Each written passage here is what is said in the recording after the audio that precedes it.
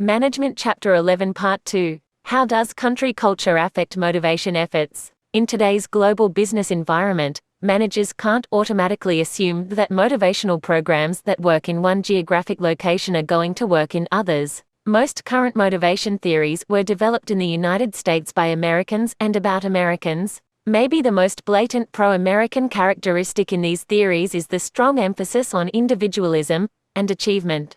For instance, both goal-setting and expectancy theories emphasize goal accomplishment as well as rational and individual thought. Let's look at the cross-cultural transferability of the motivation theories. Maslow's need hierarchy argues that people start at the physiological level and then move progressively up the hierarchy in order. This hierarchy, if it has any application at all, aligns with American culture. In countries such as Japan, Greece, and Mexico, where uncertainty avoidance characteristics are strong, security needs would be on top of the need hierarchy. Countries that score high on nurturing characteristics, Denmark, Sweden, Norway, the Netherlands, and Finland, would have social needs on top. We would predict, for instance, that group work will be more motivating when the country's culture scores high on the nurturing criterion. Another motivation concept that clearly has an American bias is the achievement need. The view that a high achievement need acts as an internal motivator presupposes two cultural characteristics: a willingness to accept a moderate degree of risk,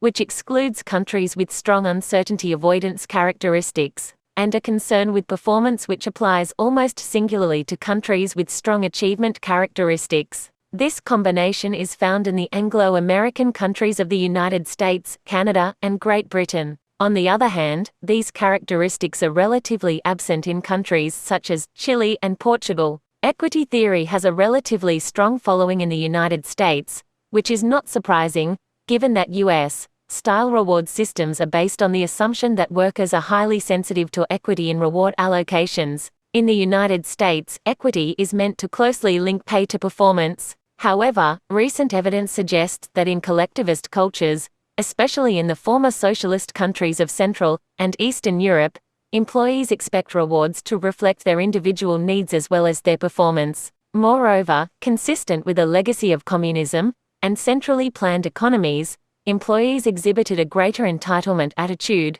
that is, they expected outcomes to be greater than their inputs. These findings suggest that U.S.-style pay practices may need to be modified in some countries in order to be perceived as fair by employees. Despite these cross-cultural differences in motivation, a number of cross-cultural consistencies can be found. For instance, the desire for interesting work seems important to almost all workers, regardless of their national culture. In a study of 7 countries, employees in Belgium, Britain, Israel, and the United States ranked interesting work number 1 among 11 work goals. It was ranked either second or third in Japan, the Netherlands, and Germany. Similarly, in a study comparing job preference outcomes among graduate students in the United States, Canada, Australia, and Singapore, growth, achievement, and responsibility were rated the top 3 and had identical rankings. Studies suggest some universality to the importance of intrinsic factors identified by Herzberg in his two-factor theory. Another recent study examining workplace motivation trends in Japan also seems to indicate that Herzberg's model is applicable to Japanese employees. How can managers motivate unique groups of workers? Motivating employees has never been easy. Employees come into organizations with different needs, personalities, skills, abilities, interests, and aptitudes. They have different expectations of their employers, and different views of what they think their employer has a right to expect of them, and they vary widely in what they want from their jobs. For instance, some employees get more satisfaction out of their personal interests and pursuits, and only want a weekly paycheck, nothing more. They are not interested in making their work more challenging or interesting, or in winning performance contests. Others derive a great deal of satisfaction in their jobs and are motivated to exert high levels of effort. Given these differences, how can managers do an effective job of motivating the unique groups of employees found in today's workforce? One thing is to understand the motivational requirements of these groups, including diverse employees, professionals, and contingent workers. Motivating a diverse workforce. To maximize motivation among today's workforce, managers need to think in terms of flexibility. For instance, studies tell us that men place more importance on having autonomy in their jobs than do women. In contrast, The opportunity to learn, convenient and flexible work hours, and good interpersonal relations are more important to women. Having the opportunity to be independent and to be exposed to different experiences is important to Gen Y employees, whereas older workers may be more interested in highly structured work opportunities. Managers need to recognize that what motivates a single mother with two dependent children who's working full-time to support her family may be very different from the needs of a single part-time employee or an older employee who is working only to supplement his or her retirement income. A diverse array of rewards is needed to motivate employees with such diverse needs. Many of the work-life balance programs, see Chapter 7, that organizations have implemented are a response to the varied needs of a diverse workforce. In addition, many organizations have developed flexible work arrangements, see Chapter 6, that recognize different needs. These types of programs, including telecommuting, compressed work weeks, flex time, and job sharing, may become even more popular as employers look for ways to help employees cope with high fuel prices. Do flexible work arrangements motivate employees? Although such arrangements might seem highly motivational, both positive and negative relationships have been found. For instance, one study of the impact of telecommuting on job satisfaction found that job satisfaction initially increased as the extent of telecommuting increased, but as the number of hours spent telecommuting increased, job satisfaction started to level off, decreased slightly, and then stabilized. Motivating professionals. In contrast to a generation ago, the typical employee today is more likely to be a professional with a college degree than a blue-collar factory worker. What special concerns should managers be aware of when trying to motivate a team of engineers at Intel's India Development Center, software designers at SAS Institute in North Carolina,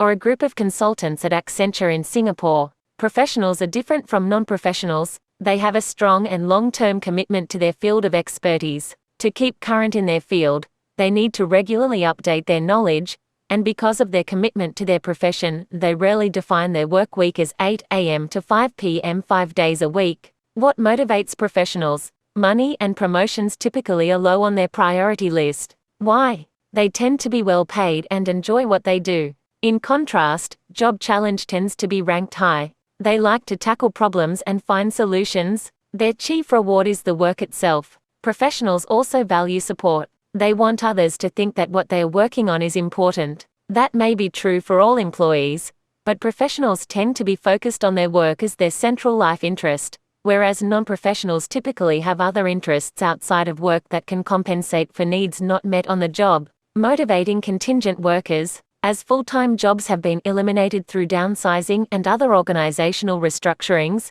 the number of openings for part-time, contract, and other forms of temporary work have increased. Contingent workers don't have the security or stability that permanent employees have, and they don't identify with the organization or display the commitment that other employees do. Temporary workers also typically get little or no benefits such as health care or pensions. There's no simple solution for motivating contingent employees. For that small set of individuals who prefer the freedom of their temporary status, the lack of stability may not be an issue. In addition, temporariness might be preferred by highly compensated physicians, engineers, accountants, or financial planners who don't want the demands of a full-time job. But these are the exceptions. For the most part, temporary employees are not temporary by choice. What will motivate involuntarily temporary employees? An obvious answer is the opportunity to become a permanent employee. In cases in which permanent employees are selected from a pool of temps, the temps will often work hard in hopes of becoming permanent.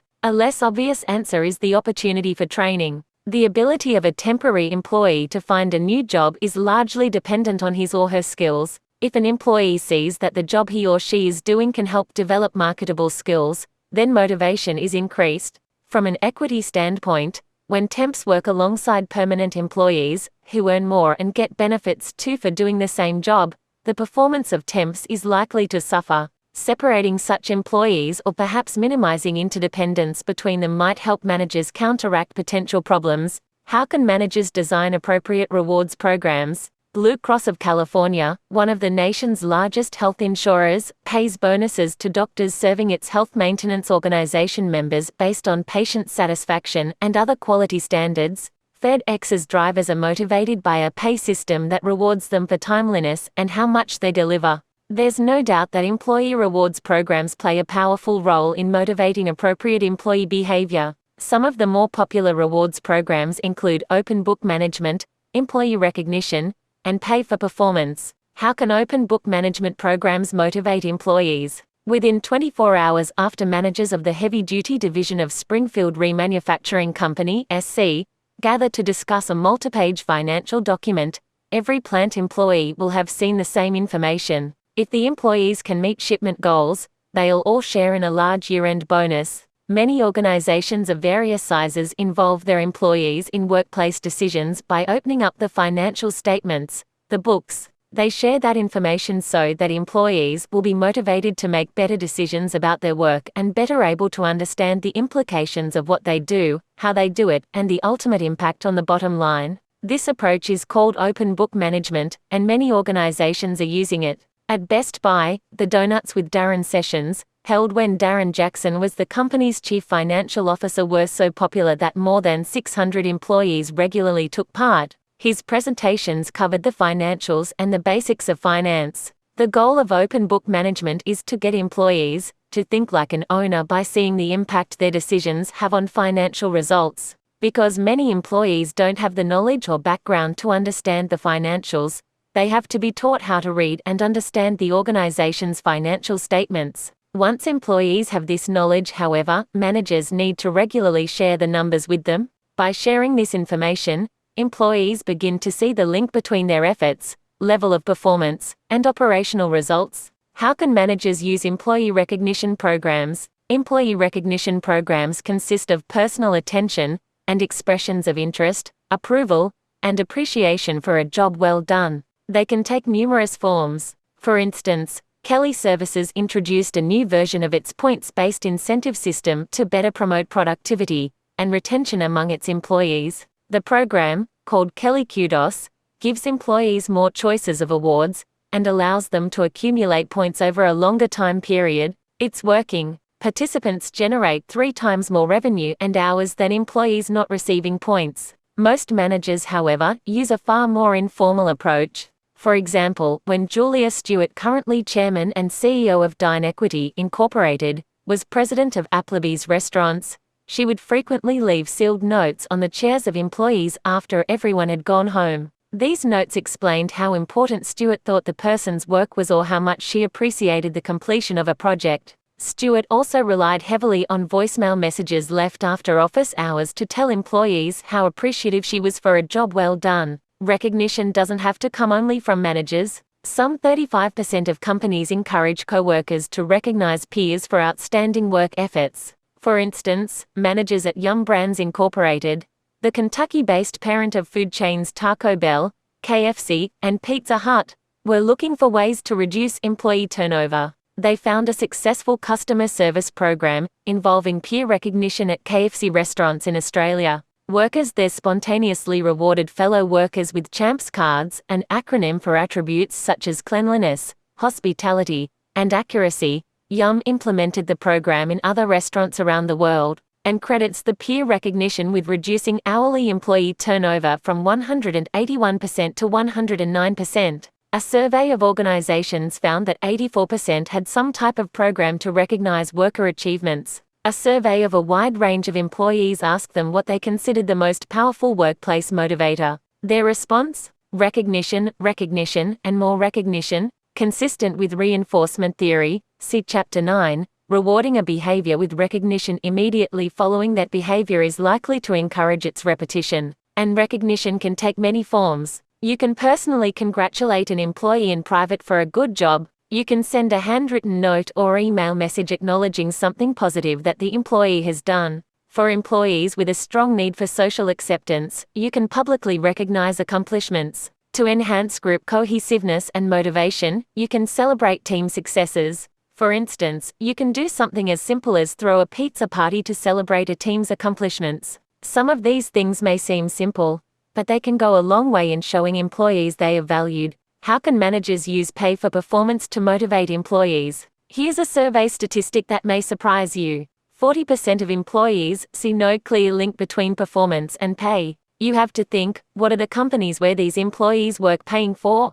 They are obviously not clearly communicating performance expectations. Pay-for-performance programs are variable compensation plans that pay employees on the basis of some performance measure. Piece rate pay plans, wage incentive plans, profit sharing, and lump sum bonuses are examples. What differentiates these forms of pay from more traditional compensation plans is that instead of paying a person for time on the job, pay is adjusted to reflect some performance measure. These performance measures might include such things as individual productivity, team or work group productivity, departmental productivity, or the overall organization's profit performance. Pay for performance is probably most compatible with expectancy theory. Individuals should perceive a strong relationship between their performance and the rewards they receive for motivation to be maximized. If rewards are allocated only on non-performance factors such as seniority, job title, or across-the-board pay raises, then employees are likely to reduce their efforts.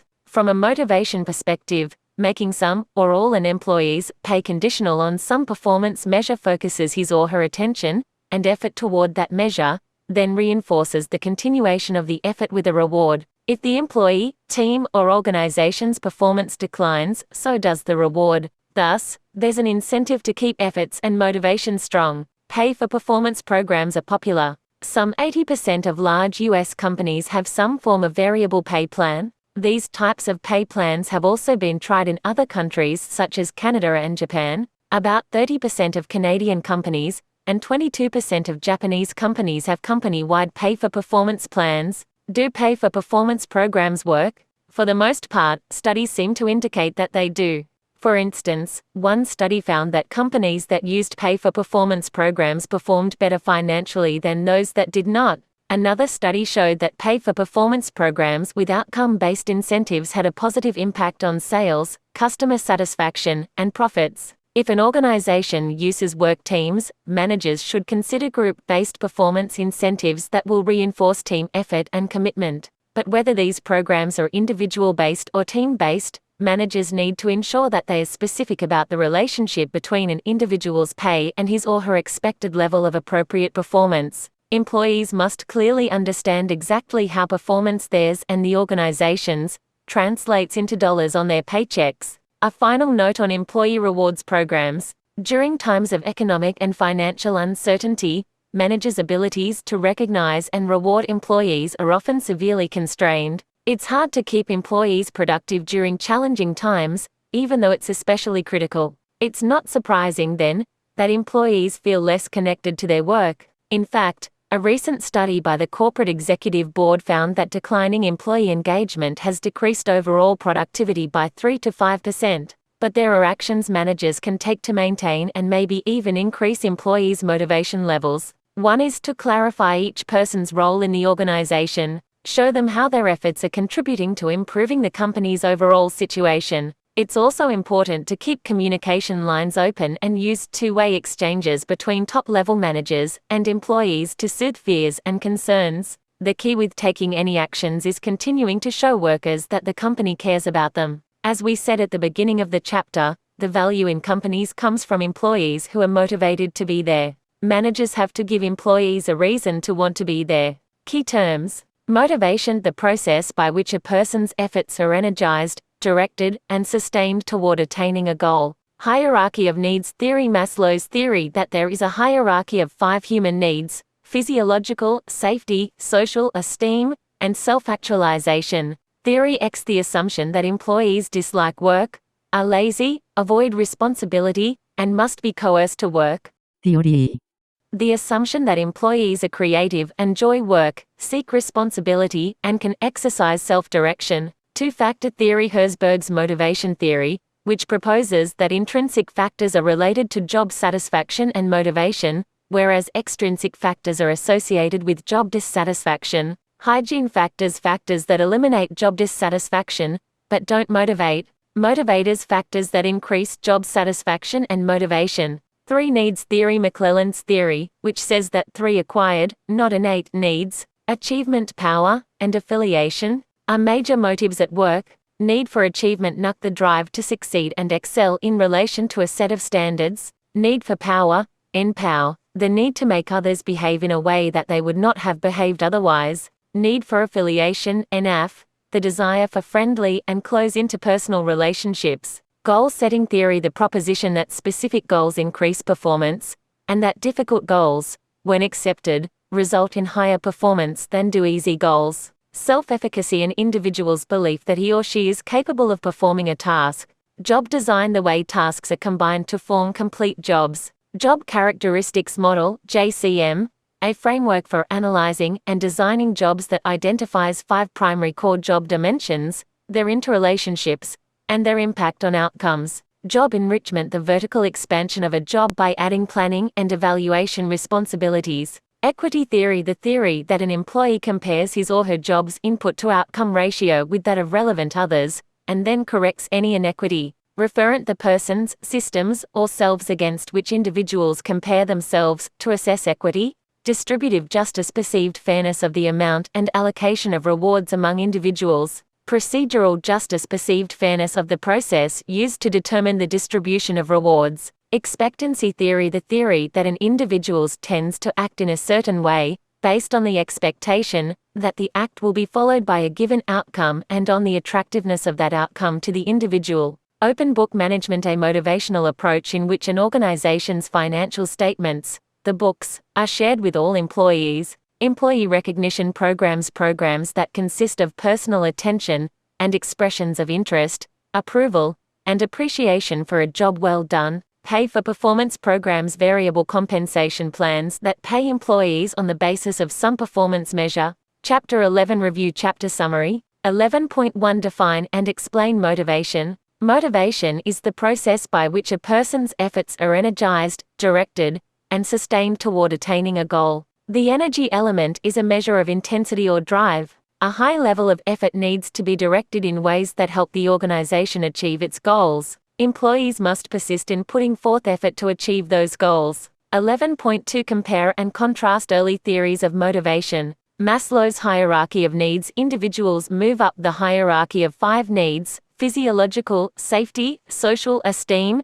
and self-actualization, as needs are substantially satisfied. A need that's substantially satisfied no longer motivates. A theory X manager believes that people don't like to work, or won't seek out responsibility, so they have to be threatened and coerced to work. A theory Y manager assumes that people like to work and seek out responsibility, so they will exercise self-motivation and self-direction. Herzberg's theory proposed that intrinsic factors associated with job satisfaction were what motivated people. Extrinsic factors associated with job dissatisfaction simply kept people from being dissatisfied. 3 Needs theory proposed 3 acquired needs that are major motives in work: need for achievement, need for affiliation, and need for power. 11.3 Compare and contrast contemporary theories of motivation. Goal-setting theory says that A specific goals increase performance, and B difficult goals, when accepted, result in higher performance than do easy goals. Important points in goal-setting theory include intention to work toward a goal as a major source of job motivation, specific hard goals to produce higher levels of output than easy generalized goals, employee participation in setting goals as preferable to assigned goals, feedback, especially self-generated feedback, to guide and motivate behavior, and contingencies that affect goal setting, such as goal commitment, self-efficacy, and national culture. The Job Characteristics Model, or JCM model, is based on 5 core job dimensions that are used to design motivating jobs: skill variety, task identity, task significance, autonomy, feedback. Equity theory focuses on how employees compare their inputs outcomes ratios to relevant others ratios. A perception of inequity will cause an employee to do something about it. Procedural justice has a greater influence on employee satisfaction than does distributive justice. Expectancy theory says that an individual tends to act in a certain way based on the expectation that the act will be followed by a desired outcome. Expectancy is the effort-performance linkage. How much effort do I need to exert to achieve a certain level of performance? Instrumentality is the performance-reward linkage. Achieving at a certain level of performance will get me what reward, and valence is the attractiveness of the reward. Is the reward what I want? 1.14 Discuss current issues in motivating employees. During rough economic conditions, managers must look for creative ways to keep employees' efforts energized, directed, and sustained toward achieving goals. Most motivational theories were developed in the United States and have a North American bias. Some theories, Maslow's need hierarchy, achievement need, and equity theory, don't work well for other cultures. However, the desire for interesting work seems important to all workers, and Herzberg's motivator intrinsic factors may be universal. Managers face challenges in motivating unique groups of workers. A diverse workforce is looking for flexibility, professionals want job challenge and support, and are motivated by the work itself. Contingent workers want the opportunity to become permanent or to receive skills training. Open book management is when financial statements, the books, are shared with employees who have been taught what that information means. Employee recognition programs consist of personal attention, approval, and appreciation for a job well done. Pay-for-performance programs are variable compensation plans that pay employees on the basis of some performance measure. Understanding the chapter, most of us have to work for a living, and a job is a central part of our lives. So why do managers have to worry so much about employee motivation issues? What is motivation? Explain the 3 key elements of motivation. Contrast lower order and higher order needs in Maslow's needs hierarchy. What role would money play in A, the hierarchy of needs theory, B,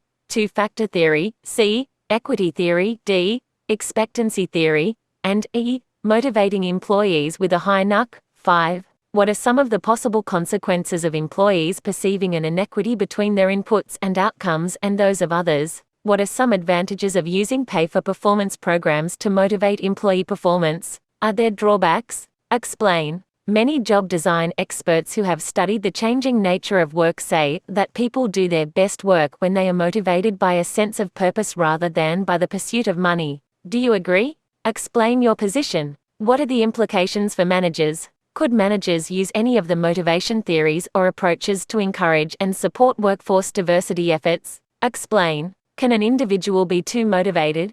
Discuss. What challenges do managers face in motivating today's workforce?